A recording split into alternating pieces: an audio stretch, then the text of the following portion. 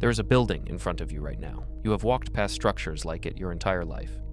You probably never pause to wonder why its ground floor sits below street level, why the windows appear half swallowed by the earth, why the entrance requires you to descend rather than step forward. You were told it was always this way. You were told the street was always at this height. But what if the street was not? What if the ground itself, the very foundation beneath the cities we call ancient?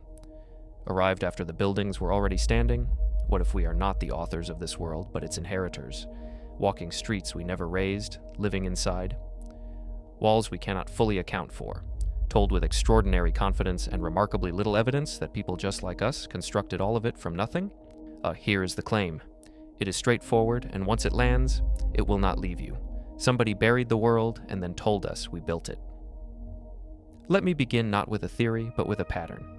In city after city, on continent after continent, there exists a persistent and almost stubborn anomaly running through the historical record.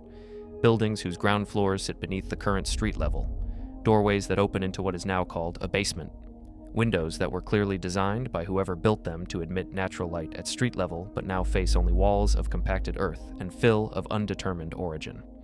The official explanation for most of these is straightforward enough. Gradual accumulation of debris, centuries of sediment, natural settling. Cities rise over time, we are told, the way river deltas do, slowly, incrementally, one layer at a time. And taken by itself, that explanation is not entirely unreasonable. But the further I went into the documentation, the more that explanation began to show serious cracks.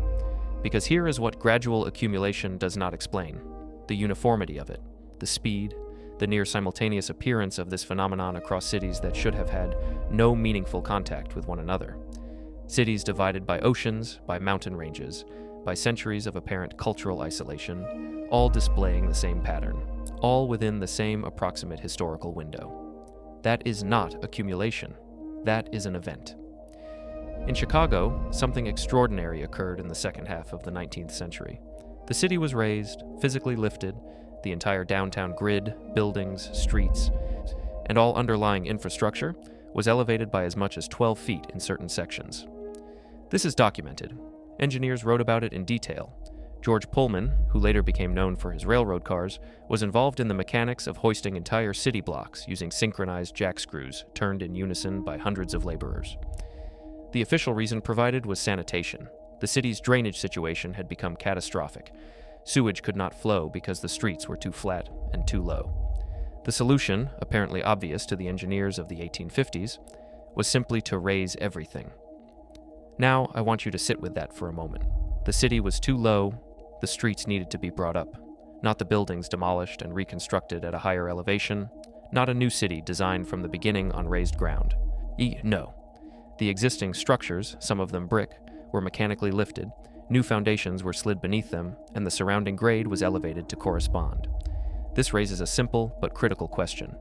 Why were the buildings already sitting below grade to begin with? If you construct a city from nothing, if you are beginning with open prairie and surveyed lots and organized urban planning, which Chicago most certainly claims to have done, you do not build your ground floor 6 feet below the natural grade of the land and then find yourself puzzled by drainage failure. You build at grade, you build above grade if anything, unless the buildings were already present when the city was supposedly being constructed, unless the raising of Chicago was not engineering innovation but concealment. St. Petersburg is one of the most architecturally overwhelming cities on the planet. Officially founded in 1703 by Peter the Great on a marshy delta at the mouth of the Neva River, it is said to have been completed in approximately 20 years, on tens of thousands of laborers. A city executed in the Western European Baroque tradition, built on piles driven into wetland, populated almost entirely by architectural complexity that even today would require generations of accumulated craft knowledge to replicate. In 20 years, on a swamp. Walk those streets today and count the buildings whose ground floors are unmistakably subterranean. Not storage cellars, not deliberately sunken. Window surrounds with ornamental detailing designed to be viewed at street level. Now only visible from below grade or through iron grates set into the pavement.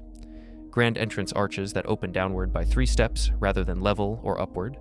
The pattern repeats with unsettling regularity.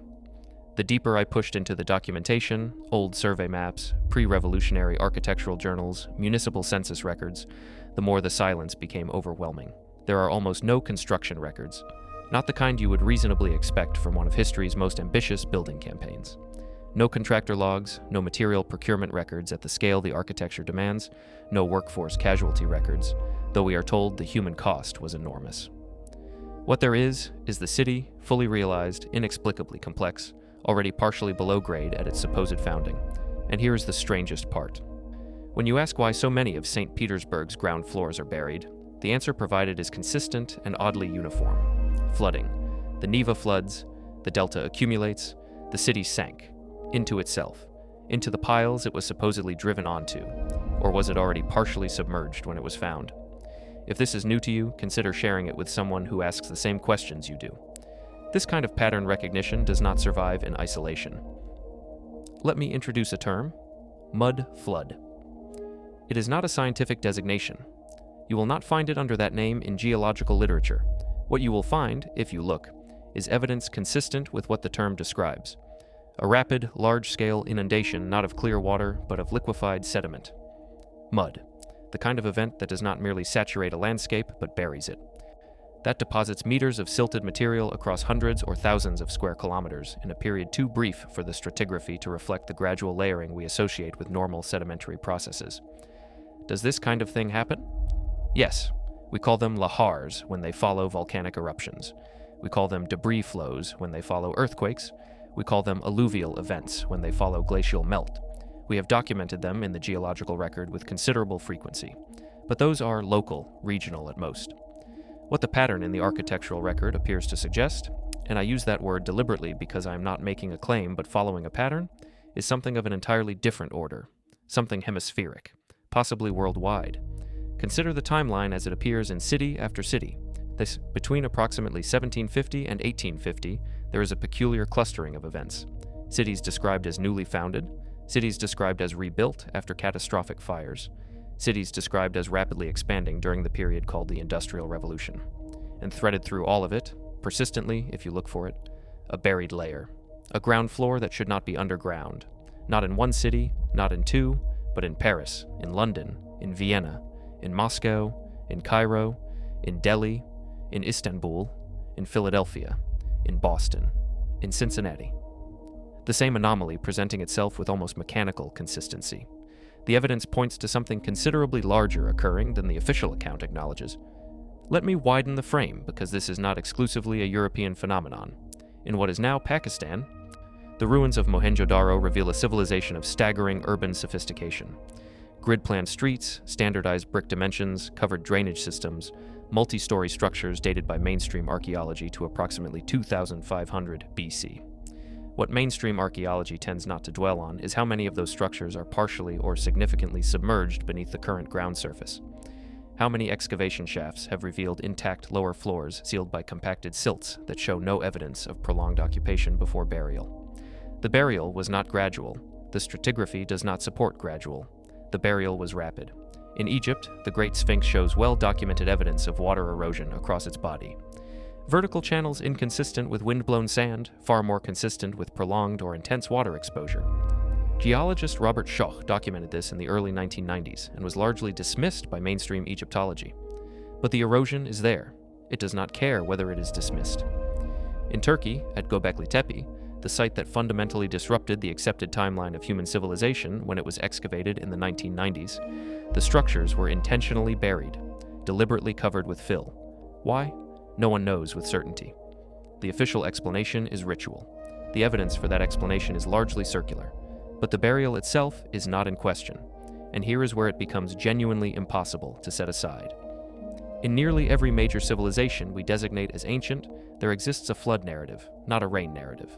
A total inundation narrative. Sumerian, Akkadian, Biblical, Hindu, Norse, Aztec, Hopi, the Aboriginal Australian, Vedic. The story repeats not with local detail consistent with regional flooding, but with language spanning civilization-ending scope. Every culture telling the same story, every culture describing survivors, every culture describing a world that had to be reconstructed from almost nothing. Could those narratives handed down, transcribed, possibly distorted across centuries, be encoding a memory, a cultural imprint of something that genuinely happened? The pattern repeats with unsettling precision. Now I want to draw your attention to something specific, something that once you perceive it, you cannot unperceive it. In the second half of the 19th century, roughly 1840 to 1900, there is an explosion of monumental architecture across the industrializing world. Government buildings of extraordinary complexity. Universities, train stations, libraries, opera houses, hospitals, courts. The scale is staggering.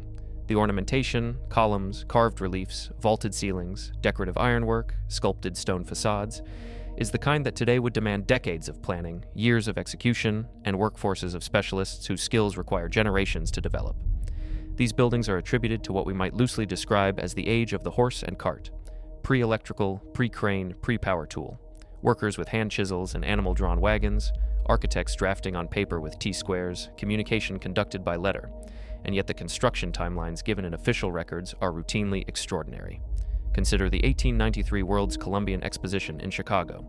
200 buildings of monumental neoclassical scale, fully realized, elaborately detailed, constructed in under 2 years, then almost entirely demolished immediately afterward. Why build it at all? Unless it was not fully built from nothing, unless significant portions of it were found. The United States Capitol, a building of profound architectural complexity, was substantially reconstructed and expanded between 1793 and 1800, then again, substantially, between 1851 and 1868. The cast iron dome alone weighs nearly 9 million pounds. It was assembled according to official records largely during the American Civil War, when the country's industrial and labor capacity was being catastrophically consumed by active military conflict. This raises a simple but urgent question. How? Not rhetorically. Genuinely. How do you quarry, transport, machine, and assemble 9 million pounds of cast iron using pre-industrial tools, with a workforce divided across an active war within the timeline given? The official explanation is great determination, American resolve, engineering ingenuity. Perhaps that is accurate, or perhaps the official explanation fails precisely here. Perhaps what was occurring was not construction from nothing but adaptation, claiming and completing what was already partially or entirely standing and adjusting the surrounding narrative to account for its existence. Look at the early photographs. Really look at them.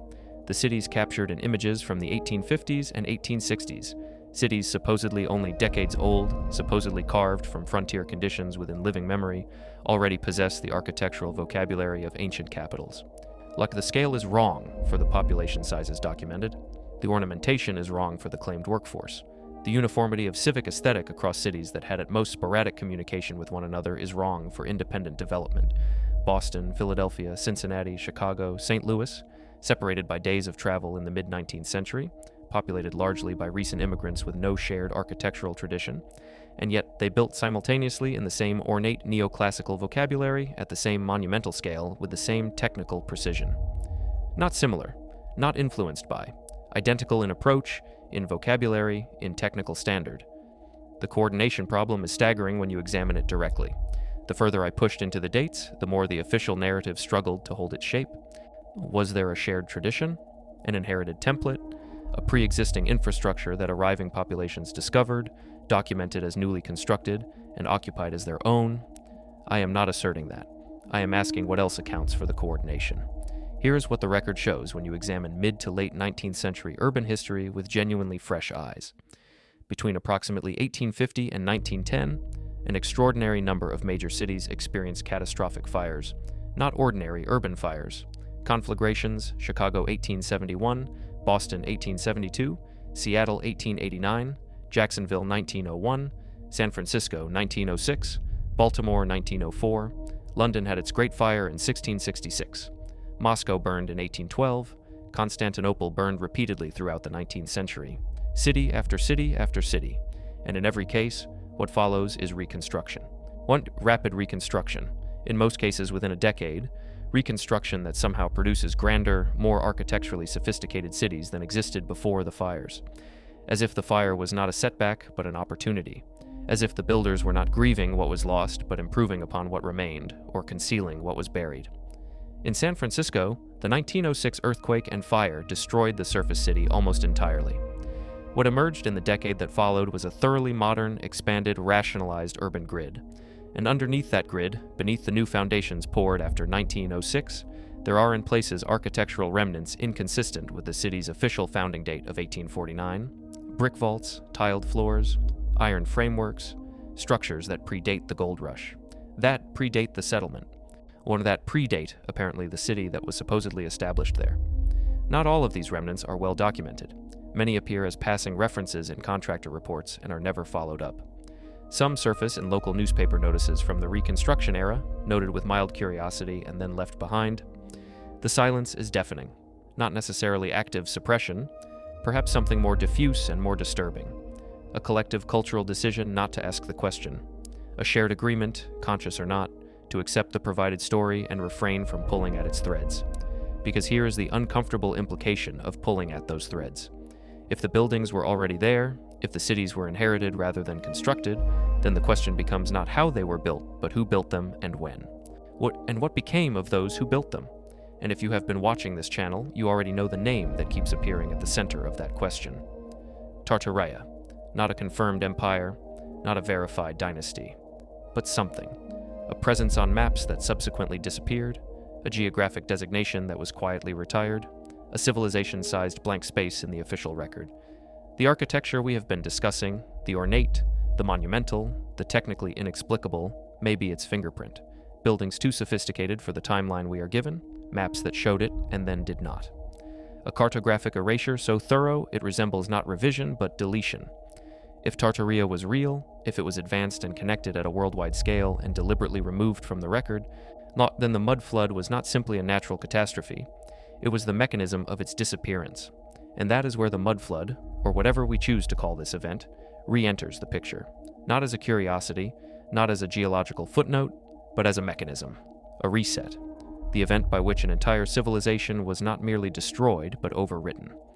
If something buried these cities, if a genuine large-scale inundation event deposited meters of silted material over functioning urban infrastructure within a human lifetime, then the cause matters enormously, because the cause determines whether this was natural catastrophe or something else entirely.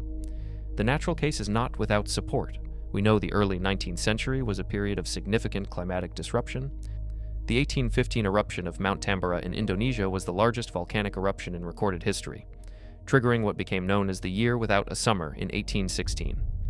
Crop failures across the northern hemisphere, famine and climatic instability that persisted for years. We know that the final glacial retreat, largely complete by 10,000 BC, left behind conditions in which large-scale alluvial and lahar events were not merely possible, but predictable. We know the Caspian Sea, the Black Sea, and the Mediterranean basin have all experienced rapid water level changes in the geologically recent past, changes that would have been catastrophic for any civilizations occupying their edges. But here is the problem with the purely natural explanation. Natural catastrophes, even large ones, do not tend to produce uniform burial. One, they do not tend to produce the same depth across cities separated by thousands of miles. They do not tend to produce the same evidence, the same half-buried windows, the same subterranean ground floors, the same inexplicable transition in the architectural record on multiple continents at roughly the same moment in time, unless the natural catastrophe was of a scale we do not have a contemporary framework for. A pole shift, a cometary impact in an ocean basin, a rapid glacial melt of the kind geologists quietly refer to as meltwater pulses. Events well documented in the paleo record. The most dramatic of these, Meltwater Pulse 1A, raised global sea levels by approximately 20 meters in a period some estimates suggest was under 500 years. Possibly under a century. Possibly less than that. What would 20 meters of sea level rise in 50 years look like to a coastal civilization? To an inland civilization connected to coastal rivers that suddenly became inland seas? It would look like a mud flood. It would look like a wall of silted water arriving with so little warning that buildings were not evacuated but simply consumed. Contents intact, ground floor sealed, infrastructure preserved but buried. The evidence points to something far larger than any single regional event. And here is where the question branches in a direction I cannot ignore. Because there is another possibility, not natural, not random, an intentional reset, not accidental destruction, not collateral damage, but deliberate erasure. If a civilization existed, technologically capable, architecturally sophisticated, connected on a worldwide scale, and if that civilization was somehow dismantled, its populations dispersed or destroyed, its records systematically eliminated, its infrastructure buried or repurposed, then the mud flood may not have been the cause of the reset. It may have been the cover. A natural event, real in its devastation, used as an opportunity, a catastrophe that cleared the surface, buried the evidence of what preceded it, and allowed a new narrative to be authored on top of it. New founding myths, new founding dates, new histories that began conveniently after the flood. The official explanation collapses here because you cannot sustain both positions simultaneously. You cannot claim these cities were erected by horse and cart labor within 20-year windows and then explain why their architecture presupposes centuries of accumulated craft. You cannot claim gradual urban accumulation and explain why the burial is uniform and rapid. You cannot claim there was nothing before and explain what is underneath. Something came before. Something was erased. The question is only whether the instrument of erasure was geology or deliberate policy. What is most striking when you audit the documentary record of the 19th century is not what is present, but what is absent. Construction records, as I have noted, missing at the scale the architecture demands. But there is more. Census records from major cities in the early 1800s that do not correspond to the population implied by the existing infrastructure. Urban planning documents that begin after the cities were supposedly established, as though the planners arrived to find something already present and simply charted it. Non-municipal records across multiple American and European cities that reference in passing the discovery of subterranean structures during new construction. Structures not mentioned in any founding documentation. The deeper I went, the more this absence became its own form of presence, because absence at sufficient scale and with sufficient uniformity is not an accident. It is a condition. Information does not simply vanish.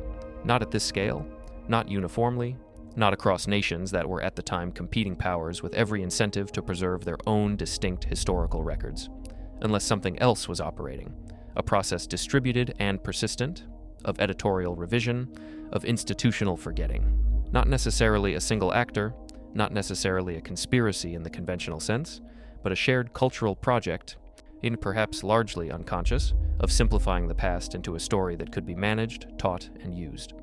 Once you perceive it, you cannot unperceive it. The raised cities, the buried windows, the orphaned ground floors, the architecture that should not exist on the timeline we are given. The early photographs of empty, monumental streetscapes populated by almost nobody.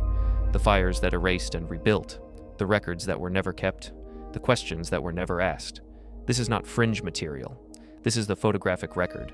This is the architectural survey. This is the geological stratigraphy. These are things you can visit, measure, and document yourself.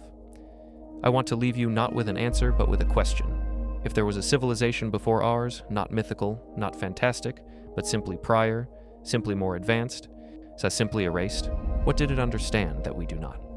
What was held in those libraries we never burned because we never knew they existed?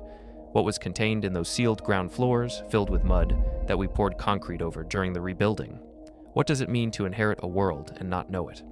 What does it mean to live inside buildings you did not construct, to walk streets that were elevated specifically to conceal what lies beneath them, to inhabit cities whose architecture you can imitate but cannot fully explain, and to be told with absolute confidence and almost no documentation that your ancestors assembled all of it in 20 years using horse carts and hand tools?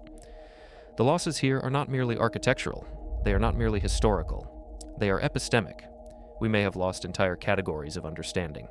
Ways of engaging with the physical world, ways of working with materials, ways of organizing civilization at scale that were never recorded, never transmitted, never passed down.